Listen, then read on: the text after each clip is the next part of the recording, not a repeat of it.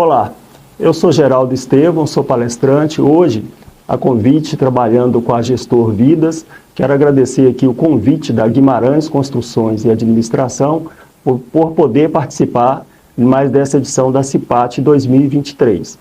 Nesse momento, nós vamos falar sobre responsabilidade civil e criminal no trânsito, as suas implicações, os aspectos, a responsabilidade do motorista no dia a dia nas vias de trânsito, e convido você a ficar com a gente até o final deste vídeo, que será bem rápido, mas que trará importantes informações para nosso dia a dia na vida no trânsito.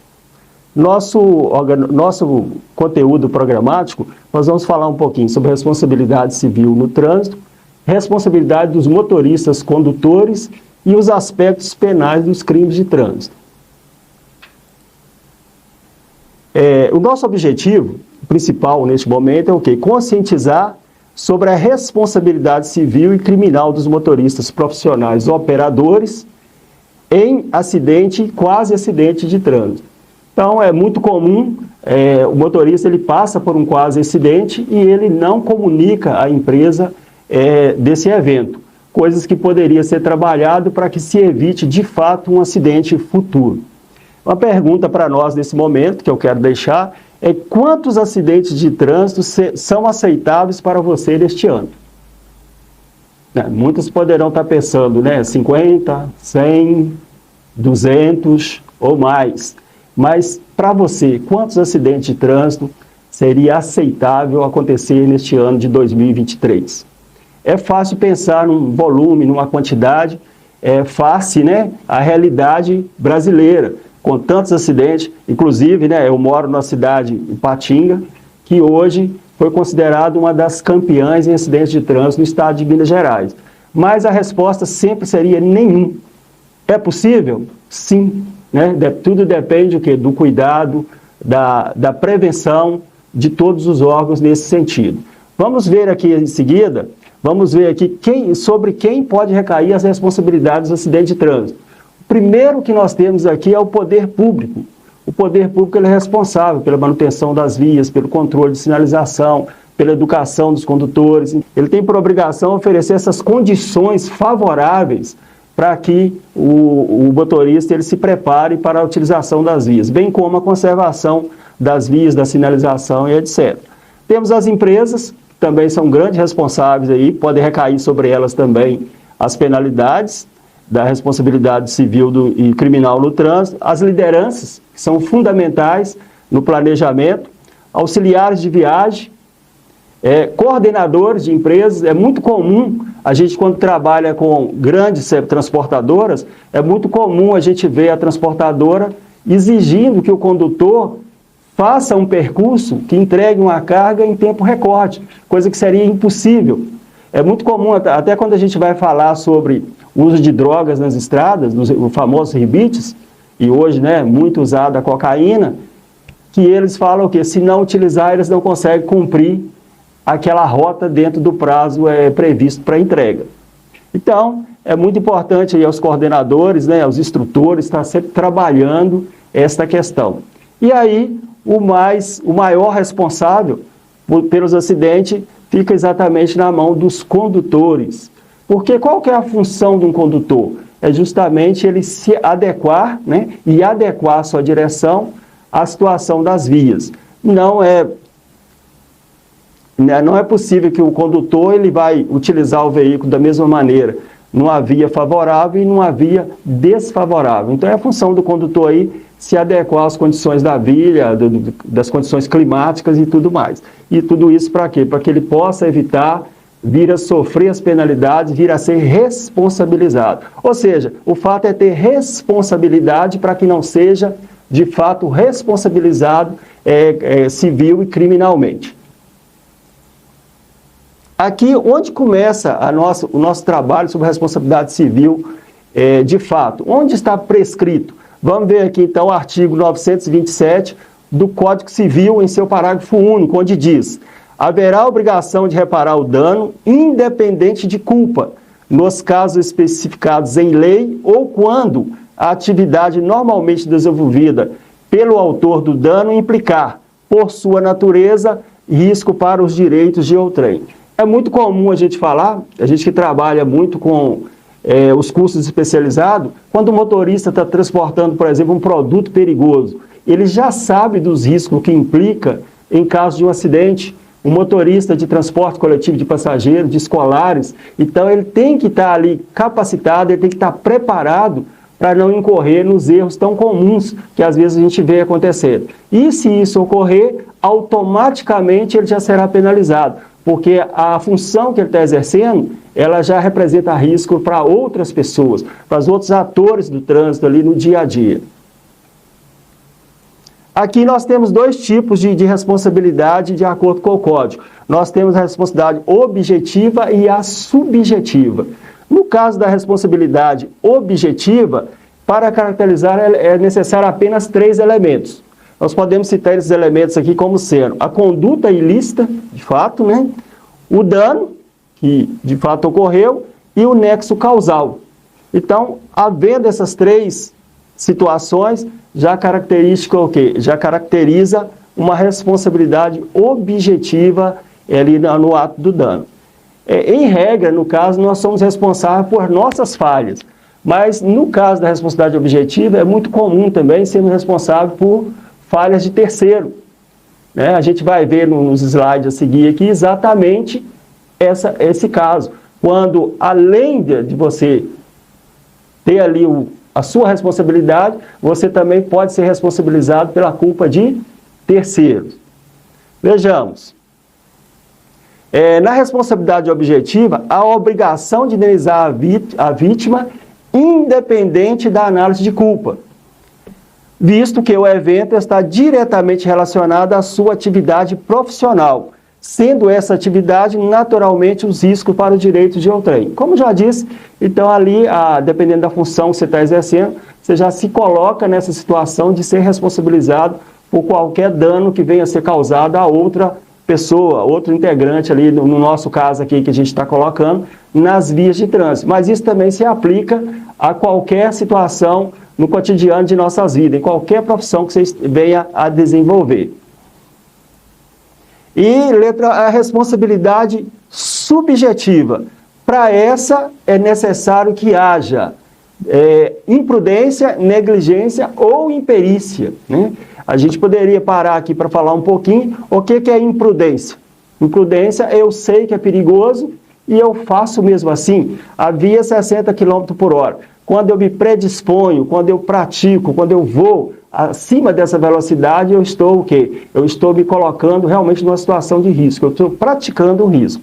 A negligência, a gente trabalha ela como que algo que eu deixei de fazer, eu vou pecar, eu vou falhar por omissão. Né? Eu sei que eu tenho que calibrar os meus pneus de tantos em tantos dias, de 10 em 10 dias, de 15 em 15 dias, é um hábito. Ou eu tenho que olhar o óleo do veículo, a água todos os dias. Quando eu deixo de fazer isso, eu estou sendo o quê? Negligente. Ou seja, é algo que eu teria que fazer, mas eu não fiz. E a imperícia, ela diz respeito exatamente à operação do seu equipamento, a você estar preparado para exercer aquela função. E para caracterizar essa modalidade subjetiva, aí nós precisaremos de 4 fatores, precisaremos de 4 fatores para ela ficar caracterizada. Seria a conduta ilícita, o dano, que aí já é automático, né? Se eu cometi uma falha e ele causou algum dano, ele prejudicou outra pessoa. O nexo causal, que aí eu teria que ter, e a comprovação de culpa.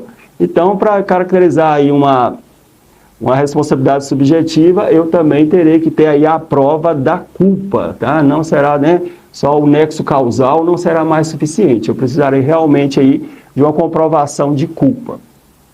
Aqui, então a gente pode ver que enquanto na responsabilidade objetiva é obrigatória a reparação dos danos sujeitos que estejam no exercício, sujeitos, né, que estejam no exercício de suas atividades profissionais, independente de culpa, na responsabilidade subjetiva, eu preciso o quê? Da comprovação que haja uma culpa. Isso aí a gente vê lá no artigo 934 do Código Civil. É o nexo causal. A gente falou um pouco sobre ele, vamos ver aqui o que é o nexo causal. O nexo causal, ele é o elo entre a ação do agente que cometeu a infração ou um crime e, de fato, o dano ocorrido. A gente poderia citar aqui alguns exemplos. Um exemplo, um acidente, que uma pessoa veio a óbito numa rodovia onde a velocidade máxima ali era 60 km por hora. Se a gente comprova, será que se aquele condutor que estava acima dos 60 km por hora tivesse a 60 ou uma velocidade inferior, teria de fato ocorrido o acidente? Então, o nexo causal, que é ligar, né, a ação do condutor ao acidente ali ocorrido naquele local. Então, o nexo causal, ele sempre vai ser fundamental. Como analisar aí a existência do nexo causal? Vejamos aqui. Se o motorista operador não tivesse praticado determinado ato, omissivo ou comissivo, o evento danoso, o acidente ocorreria, né? O omissivo ele deixou de fazer, ele foi aí negligente, né? E o comissivo seria ele praticou de fato a imprudência que gerou o acidente. Aí, se houve o nexo causal, a resposta aí pode indicar, né, via de regra, a existência do nexo causal ou não. De repente não foi, né, apresentado aí o nexo causal. O nexo causal, então, ele tem que estar diretamente ligado à ação do infrator com o acontecimento do acidente. Aí, ainda na responsabilidade subjetiva, a comprovação de culpa ela é imprescindível, onde os danos podem ser ocasionados pela perda patrimonial ou material. Aí nós temos alguns tipos aqui, algumas espécies de dano material, que vale a pena a gente estar falando, né? O primeiro deles seria o dano emergente, que é o causa diretamente do prejuízo à vítima. E no 2 aqui a gente pode falar sobre o lucro cessante, seria o que a pessoa deixou de ganhar. Exemplo, há um acidente com um motorista de táxi. O período que ele ficou parado, quanto ele faturaria naquele período. E no terceiro caso aqui nós temos a perda de uma chance. Essa é muito comum, uma coisa que a gente fala muito com os condutores de transporte coletivo, de passageiro, é sobre o veículo, por exemplo, passar no ponto antes do horário previsto. Aí naquele ponto estava uma pessoa, por exemplo, que ia fazer a última etapa de um concurso público.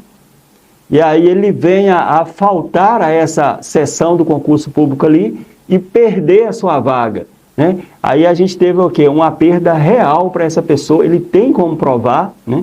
Então o ônibus, por exemplo, no ponto, ele pode até talvez atrasar uns minutinhos, mas ele nunca pode passar adiantado ali naquela localidade, uma vez que nesse caso ele pode causar essa perda de chance para uma determinada pessoa, né? A gente colocou aqui a falta de uma reunião importante também de trabalho, se encaixa nessa situação, a perda de uma prova na escola. Então, tudo isso vai causar o quê? Uma perda de uma chance para uma determinada pessoa que será passível, então, de uma indenização, de uma causa civil. Ainda na responsabilidade subjetiva, em caso de dano material, pode haver o dano moral, o qual manifesta-se em 3 espécies. O dano moral ele pode ser causado, então, por um dano físico, estético, né, à vítima. Ele pode também ser um caso psíquico, que vai causar ali um dano à vítima, e ele pode ser também moral. E é importante observar nesse caso que pode acontecer a acumulação desses 3 danos, material, estético e o moral, tudo em uma só ação ali. Então, nós precisamos de muito cuidado quando lidamos com terceiro, para evitar aí uma responsabilidade civil e criminal, no caso de discussões. Sempre que for promovida que houver uma discussão, você estará passivo, então, de uma ação criminal e também de uma ação civil neste caso, tá? Então, tome cuidado com as discussões, com as brincadeiras, né, como às vezes acontece, a brincadeira desagradável, hoje, né, é muito visada pela justiça, então a gente tem que ficar muito atento aí para não estar entrando em um processo. Essas responsabilidades civis, elas podem ser causadas por danos patrimoniais e também extrapatrimoniais. Tá? Então, tem aí os danos físicos, né, que acontecem no acidente de trabalho, que ele pode vir a ser só por um temporário, ou pode ser também um dano permanente que pode ser causado à vítima. E os acidentes que causam grandes perdas materiais. São reparáveis aí com causas cíveis, mas sempre vai trazer muita dor de cabeça para as pessoas envolvidas. Aí os tipos de danos passíveis de indenização. Nós temos o dano material emergente, que a gente falou que isso é o lucro cessante. O dano material no veículo, que é o dano material por depreciação do veículo. Um veículo, uma vez que ele passa por um acidente, ele sempre vai constar em seu documento ali que ele teve uma reparação, que ele sofreu, né, algum tipo de lanternagem, algum conserto mecânico, e isso aí vai ficar marcado, vai causar o quê? Uma perda de valor desse bem que a pessoa possui. O dano por privação de uso, que também, se o veículo vai ficar ali um tempo de oficina, um tempo de reparo, então ali vai dar um dano de privação. Dano material por tratamento médico, né? Muitas vezes, de uma ação penal, uma ação civil, você vai ficar responsável ali pelo tratamento médico de terceiros. Danos decorrentes de morte, despesas com funerais e etc. Cabe aqui ressaltar um fato que aconteceu na capital mineira, Belo Horizonte, onde um motorista de ônibus, ele subiu a calçada e matou uma senhora. E ali o juiz entendeu que ela era arrimo de família, tinha filhos menores de idade, e ali, além das despesas com funeral, com velórios, né, ali o motorista da empresa ainda ficou responsável por uma pensão mensal até que aquelas crianças tivessem condição de vir a se sustentar sozinhos, né? Aí ficou responsável por um longo período nesse caso. Nós temos os danos pelo luto da família, né, que pode vir também gerar doenças, né, psíquicas, doenças psicológicas nos integrantes da família. E nós temos o dano reflexo, que a gente chama de teoria de ricochete. O que é isso? É um dano ocasionado a terceiros não vítimas, direto ali do acidente. Seria perda de chance, perda de tempo, com orçamentos e oficina para o conserto de veículo e esses fatos. Então, um acidente ele pode gerar, né, um transtorno para uma cidade, para um estado, para um país, né, e, quiçá, até para o mundo. A gente vive hoje momentos difíceis, em momentos de guerras, momentos de grandes conflitos, que uma ação comissiva lá de um desses governos pode causar um dano irreparável, vai levar muitos anos aí para o mundo se recuperar.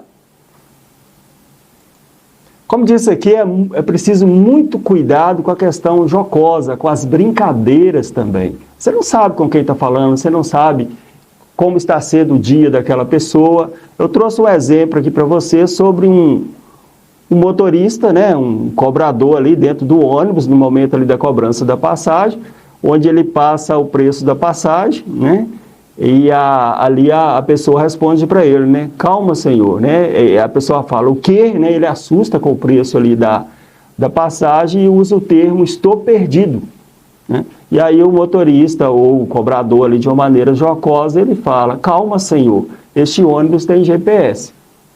Podemos interpretar isso como uma brincadeira muito simples, algo totalmente normal do dia a dia, mas você não sabe com quem está lidando. Então é muito importante aprendermos que a brincadeira ela tem momento, ela tem lugar, tem com quem, você já conhece a pessoa, você sabe como ela reage a determinado tipo de coisa. Também sempre está evitando esses contatos com pessoas estranhas e usar de termos jocosos, que possa vir a ocasionar aí uma responsabilidade civil e criminal sobre sua vida. Aqui nós vamos falar um pouquinho sobre o excludente de nexo de causalidade. Então, a gente sabe que o nexo de causalidade ele é totalmente necessário aí nesse caso para a comprovação do crime. Então, o que são excludentes? Excludente é aquilo que elimina esse nexo causal. Ele faz com que o nexo causal não seja mais válido para aquele processo que está ocorrendo. Então, são excludentes do nexo de causalidade e afasta a responsabilidade civil sobre o infrator. Nós temos os casos fortuitos de força maior, guerra, tempestades, raios, né? Então são coisas aí que afastam a responsabilidade. Temos aí é importante esse caso do raio aqui, lembrar uma coisa, falar sobre o raio, né? É muito comum, às vezes, queimar eletrodoméstico nas casas das pessoas. Aí é muito importante saber que pode haver um nexo causal que às vezes você nem tem percebido, que é a haste do seu padrão de energia elétrica. Muitas pessoas não vê, por exemplo, montar o seu padrão de energia elétrica, e essa haste ela tem que ter um comprimento de pelo menos 2,20 metros, e às vezes por um terreno muito duro, um local que já tenha concreto embaixo, muitas vezes o padronista ele pode vir a cortar essa medida, reduzindo de 2,20 metros para um comprimento menor. Isso aí vai causar a queima de eletrodoméstico na sua casa. Mas isso aí elimina muita coisa, porque no caso da empresa de energia elétrica, né, o nexo causal aí pode ser eliminado em caso de uma tempestade muito forte. Aí também outra coisa que pode eliminar o nexo causal é a culpa exclusiva da vítima, coisa que é muito difícil de se provar.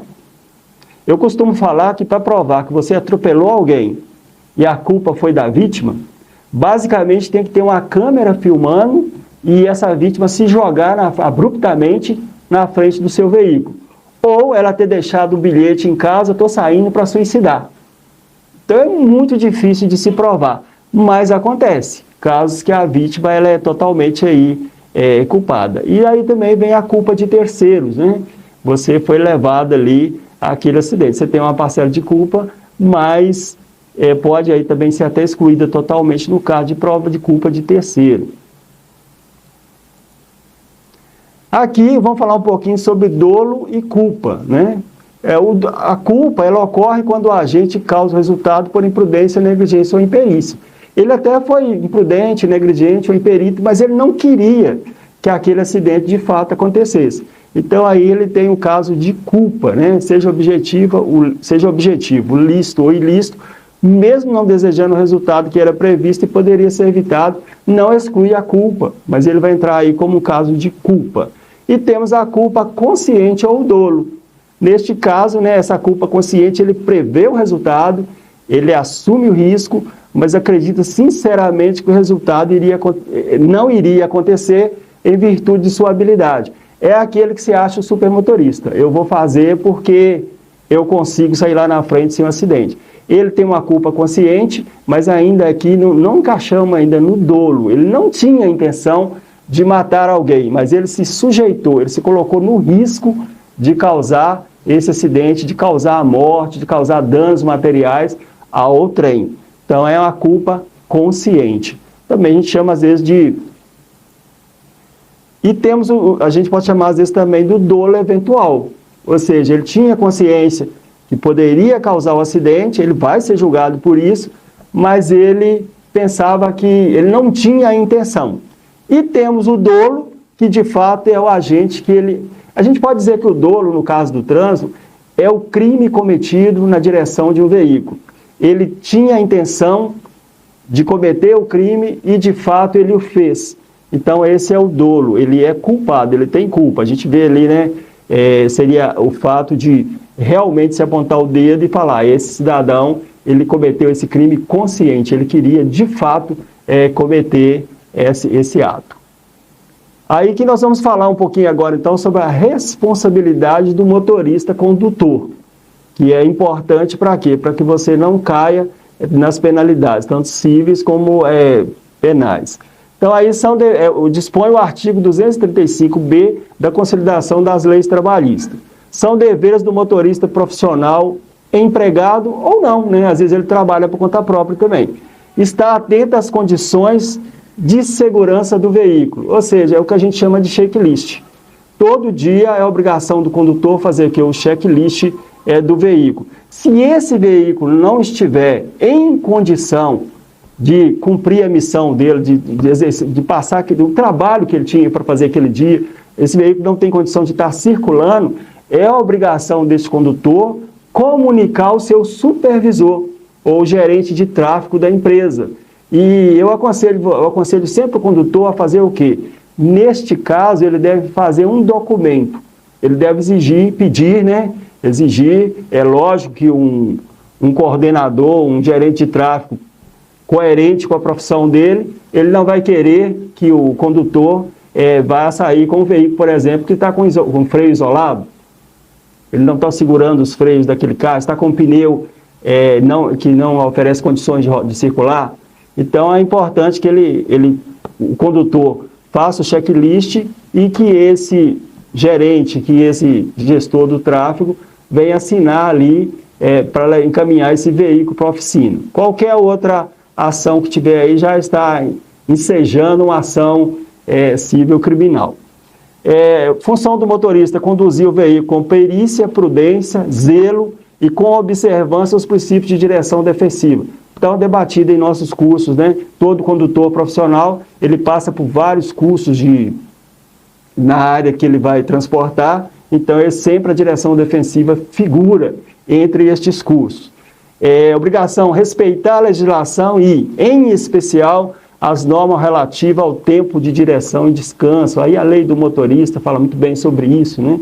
Vai dirigir tantas horas, terá que parar tantas horas ou minutos, para quê? Para recuperar a circulação das pernas, estar adequadamente ali preparado para continuar dirigindo. Tem o caso, né, que há alguns anos um condutor ele faleceu ao descer de um caminhão. O que ele fez? Ele dirigiu muito tempo e aí desceu de maneira inadequada do veículo, ou seja, ele desceu de frente, ao invés de descer ali, né, na postura normal, sempre com 3 apoios no veículo para descer, ele foi descer de uma vez e quando necessitou das pernas ao tocar o solo, a perna não respondeu porque estava faltando circulação. Então é muito normal, às vezes o motorista dirigir mais tempo, mas não é aconselhável de forma alguma. É importante que cumpra sempre a determinação da lei, dirigindo o tempo certo. E fazendo seus tempos de descanso em intervalos. Aí são ainda deveres do motorista, empregado: zelar pela carga transportada pelo veículo, colocar-se à disposição dos órgãos públicos de fiscalização na via pública. Também é o artigo 235b da Lei nº 12.612, de 30 de abril de 2012. Ainda são responsabilidades do motorista. Em caso de dano causado pelo empregado, o desconto será lícito, jurídico, legal e justificável, desde que esta possibilidade tenha sido acordada ou na ocorrência de dolo do empregado, a jurisprudência limita este desconto apenas na comprovação de dolo ou culpa do motorista. Está aí no parágrafo 1º do artigo 462 da CLT. Então, o que é isso? Houve uma causa civil, a empresa ela vai arcar com todas as despesas, ela vai arcar com o prejuízo que surgiu, né, que foi ocasionado pelo acidente. Mas isso pode ser também remissível. O que é isso? A empresa vai poder recorrer e vai poder receber do infrator, do seu empregado infrator, em parcelas. Aí ela vai acordar de uma maneira que ela venha a ser ressarcida do prejuízo causado em caso de dolo praticado pelo condutor. Em caso de acidente, qual que é a obrigação do motorista? O importante é que o acidente não aconteça. Eu costumo falar muitas vezes em meus cursos que o acidente é algo, né, a gente sabe que é um evento inesperado, mas que ele não deveria acontecer. Porque isso é possível? Sim, eu vejo muito falar aqui da 381, rodovia da morte. Mas será que realmente é a rodovia da morte? Ou será que são os condutores que não se adequam aos riscos da rodovia? Porque sempre que a gente sai para viajar, a primeira coisa que a gente... Então a gente tem o caso da BR-381, que por anos e anos vem passando por reformas, por projetos de duplicação. Então é muito importante que o motorista já se adeque às condições, já prepare o veículo adequadamente para fazer esse trajeto, como também tem um tempo hábil para que ele conclua com sucesso a sua viagem. Nunca deixando, falando, eu vou resolver na hora, não é isso? Então, faz com antecedência, né? Sempre preparando para fazer essa viagem que você já sabe de antemão que será perigosa. Mas se o acidente acontecer, o importante, a primeira coisa é o quê? É prestar os primeiros socorros. e acionar uma unidade de resgate imediatamente e aguardar que a vítima seja corretamente socorrida. Isso não quer dizer que você vai ficar parado nesse tempo. Uma vez que você solicitou o socorro, você vai utilizar dos seus conhecimentos de primeiros socorros, que também estão sempre presentes em todos os cursos de motoristas profissionais, para estar ali auxiliando a vítima e dando ela suporte para que seus sinais vitais sejam preservados até que chega de fato o socorro. É importante que o motorista também vá para o mesmo local de atendimento da vítima e comunicar imediatamente com o seu superior. Você trabalha para uma empresa, uma das coisas que você tem que fazer assim que acontecer o acidente é comunicar, porque a partir dali a empresa, os administradores da sua empresa, eles também já vão estar tomando as medidas cabíveis de comunicação a familiares, bem como solucionar problemas solucionar problemas para a resolução dos problemas trazidos pelo acidente. Acionar autoridades policiais para que seja feito o boletim de ocorrência. Aí é muito importante, uma coisa que eu sempre falo em meus cursos, você ter gravado em seu celular os números de todas as empresas ligadas a socorro, tanto se for produto perigoso, né, o especializado ali daquele produto, e também os telefones das instituições que prestam socorro no caso de acidente. Nós temos aí os bombeiros 193, a Polícia Militar 190, o SAMU 192, a Polícia Rodoviária 191 e a Defesa Civil 199. Então é importante que você pegue esses telefones, de preferência já tenha ele ali gravado no seu celular. Porque uma vez ocorreu o acidente, vem aquela parte do nervosismo e você pode não estar lembrando ali naquele momento destes números para pedir o socorro. O artigo 302 do CTB, do Código de Trânsito Brasileiro, ele também fala que praticar homicídio culposo na direção de veículos automotores, aí terá como penas, né, detenção de 2 a 4 anos e suspensão ou proibição de se obter a permissão ou habilitação para dirigir veículos automotores. O parágrafo 1º ele fala, no homicídio culposo cometido na direção de veículo automotor, a pena é aumentada de 1/3 a metade se, neste caso, o agente ali que praticou o acidente não possuir permissão para dirigir ou carteira de habilitação, ou praticá-lo em faixa de pedestre ou sobre calçadas, né? Aí é a Lei 9.503, que é o nosso Código de Trânsito Brasileiro, que prevê essas penalidades. No seu inciso 3º, ainda diz que deixar de prestar socorro quando possível fazê-lo, sem risco pessoal à vítima de acidente. O que isso quer dizer? Prestar socorro, teoricamente, você sempre terá que prestar esse socorro. Você pode sair do local do acidente? Sim, se isso for preservar a sua vida. Eu costumo falar nos cursos que, se, por exemplo, houve um acidente com uma criança e dificilmente um leigo ele pode definir que houve óbito, mas se houve separação de cabeça, se houve esmagamento do corpo e fica comprovado ali o óbito, você não pode ficar no local que você pode ser vítima ali de um linchamento em determinados locais, em determinadas comunidades onde você esteja. Mas é muito importante que, ao sair do local, você já comunica às autoridades. Por quê? Se você vir a ser apanhado, você vir a ser pego ali pelos policiais, pelos agentes, num período que você ainda não fez a devida comunicação, isso poderá ser interpretado como fuga. Então é importantíssimo que você avise as autoridades. E sempre que puder, prestar socorro à vítima, a familiares ali no local. E também no exercício de sua profissão, atividade, estiver conduzindo veículo de transporte. Então, se você está dirigindo um veículo de transporte, você automaticamente já será ali responsabilizado. Então, vale aí aos motoristas, aos condutores de transporte profissional, ter um cuidado muito maior, né? Eu cito muito a questão do zelo com os veículos de menor porte. É muito importante o motorista de um veículo de grande porte estar sempre lembrando que ele tem por obrigação ali, por lei, de ser um protetor dos veículos de menor porte e dessa forma até chegarmos ao pedestre. O artigo 303 também do CTB, ele diz o seguinte: praticar lesão corporal culposa na direção de veículo automotor. Aí vai gerar uma detenção de 6 meses a 2 anos e suspensão ou proibição de se obter a permissão ou habilitação para dirigir veículo automotor. Em seu parágrafo único, aumenta-se a pena de 1/3 à metade se ocorrer qualquer das hipóteses do parágrafo 1º do artigo 302. Ou seja, sobre aí faixa de pedestre, está dirigindo um veículo, né, de transporte, então cabe aí zelar. Eu alerto muito, é muito importante que você tenha um código de trânsito dentro do seu veículo, para você estar ali atento, né, a cada ali artigo, cada lei que ali está escrita, para que você possa cumprir.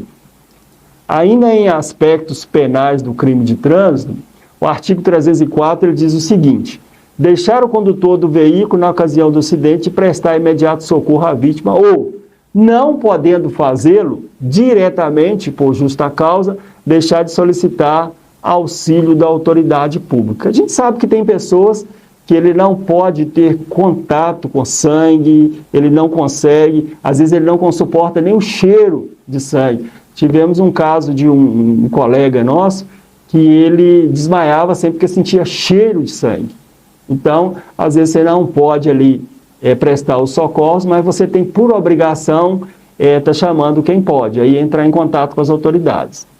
E também você, né, poderá estar sinalizando a via, que de qualquer forma já é uma forma de estar prestando socorro. Sinalizar a via, parar um segundo veículo, para que aquelas pessoas venham ali prestar socorro à vítima.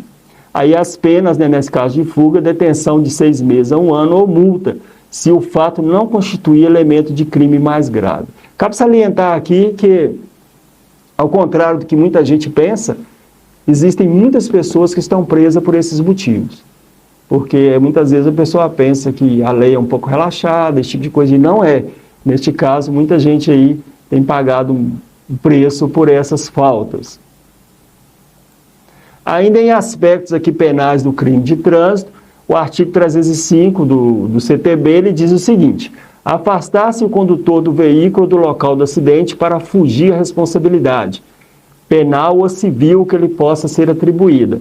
Aí as penas falam de detenção de 6 meses a 1 ano ou ainda, no caso, multa. Então, vale a pena aí, se caso acontecer um acidente, é obrigação do condutor envolvido ali no acidente, ele está presente ao local. Importante salientar também que você poderá ser responsabilizado no caso que você não foi o autor propriamente do acidente, mas você passou e as pessoas estavam acidentadas e você não prestou socorro. É muito comum a gente ver o condutor falando o seguinte: se não foi comigo, eu passo direto. Mas vejamos, ainda não chegou ninguém no local do acidente. Você é o primeiro veículo a estar passando e fica comprovado que você de fato presenciou, que você viu ali as pessoas necessitando de cuidado. Isso também ensejará aí um processo contra você, civil e criminal, porque você abandonou a vítima ali em uma situação que ela necessitava de socorros. Isso vale também, né, para pessoas caídas na rua. Não é só questão de acidente. Qualquer situação que fica comprovada a sua negligência, pode ser já aí um processo contra você. Então aqui, seguindo aqui ainda em considerações finais, sempre que constatada a ação danosa, a pessoa causadora do evento estará sujeita a sofrer as penalizações decorrentes do ato do crime de trânsito, conforme previstas em lei. Então essa pessoa ela pode ser um ente público, uma pessoa jurídica ou uma pessoa normal que veio a cometer aí um ato que gerou danos a outras pessoas no dia a dia do trânsito. Ainda em considerações finais, o princípio da legalidade no direito penal, ele está previsto aí no artigo 1º, né?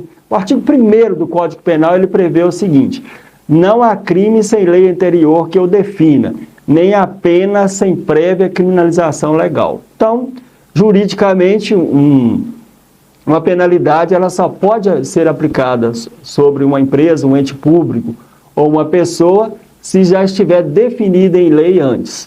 Então, não pode ser simplesmente inventado, né, uma nova lei após a pessoa ter cometido um determinado ato. Ainda segundo o decreto 4.657, de 1942, bem antigo, ele diz que ninguém se escusa de cumprir a lei alegando que não a conhece. Então, independente de você conhecer uma lei ou não, você poderá ser aí criminalizado civil e penalmente por ela, porque ninguém pode alegar que desconhece a lei. Ah, eu não sabia. Eu costumo falar que uma das coisas que você nunca diz para uma autoridade é que você não sabia, porque isso não vai aliviar a sua situação em nada, porque todos nós temos como princípio a obrigação de saber e de conhecer as leis, tá? Tanto as leis, né, de forma geral, deixando bem claro, então, é fundamental que você busque ter conhecimento das leis. Estude mais, pesquise mais, busca estar sempre aí conhecendo as leis. Ainda em considerações finais aqui, nós já estamos chegando aqui ao finalzinho, tá? Eu quero deixar aqui para vocês uma mensagem, onde diz o seguinte, né? Responsabilidade nas ações e interações nas vias é o principal fator gerador de harmonia e segurança entre e para os atores cotidianos na realidade diária do trânsito. Então, quando você sai de manhã, eu creio que, assim como eu, a intenção da maioria é voltar ileso para casa no final do dia. E esse deve ser o nosso propósito normal. Eu costumo dizer que a primeira coisa que você deve fazer todo amanhecer, ao levantar de sua cama, se você tem o hábito de fazer suas orações, muito bem, faça.